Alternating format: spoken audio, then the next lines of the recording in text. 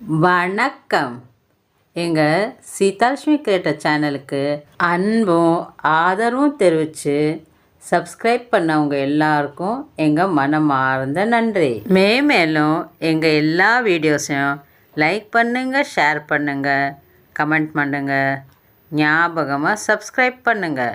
கடவுளை எப்படி வழிபடணும், அன்பால் எதை ஜெயிக்க முடியும், வாங்க வீடியோக்குள்ளே போகலாம்.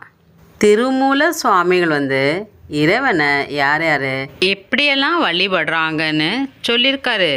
திருமூல சுவாமிகளோட திருமந்திரத்தில் 44வது மந்திரத்தில் சிவனின் திருவடியே போற்றின்னு திருமூல சுவாமிகள் பாடியிருக்காரு. 18 சித்தர்களில் ஒருத்தரான 63 நாயன்மார்களில் ஒருத்தரான திருமூலர் பக்தர்களோட பக்தியை 4 வகையாக பிரிக்கிறாரு. அது என்னன்னு இந்த திருமந்திரத்து மூலமாக பார்ப்போம். எளிமையான பொருள் விளக்கத்தோட பார்ப்போம். மந்திரம்.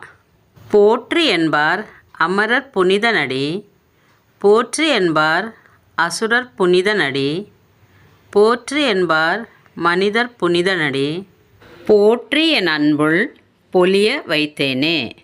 பொருள். இங்கே அமரர்னா இன்பத்தை தேடி போகிறவங்கன்னு அர்த்தம்.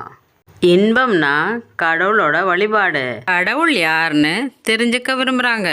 இன்னொரு அர்த்தமும் இருக்குது. தேவர்கள் எல்லாம் எம்பெருமான் சிவனுடைய திருவடியை போற்றி வணங்குகிறாங்க.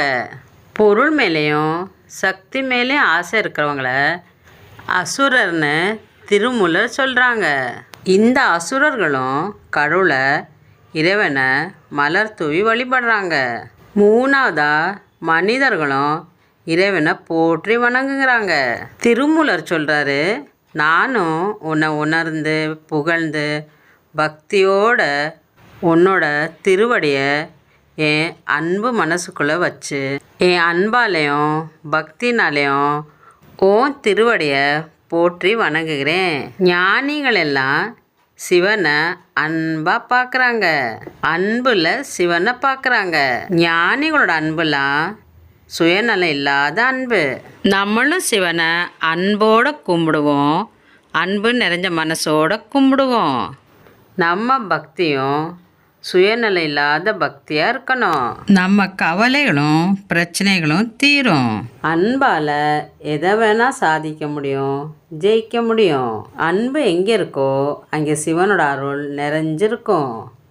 அன்பே சிவம். ஓம் நம சிவாய.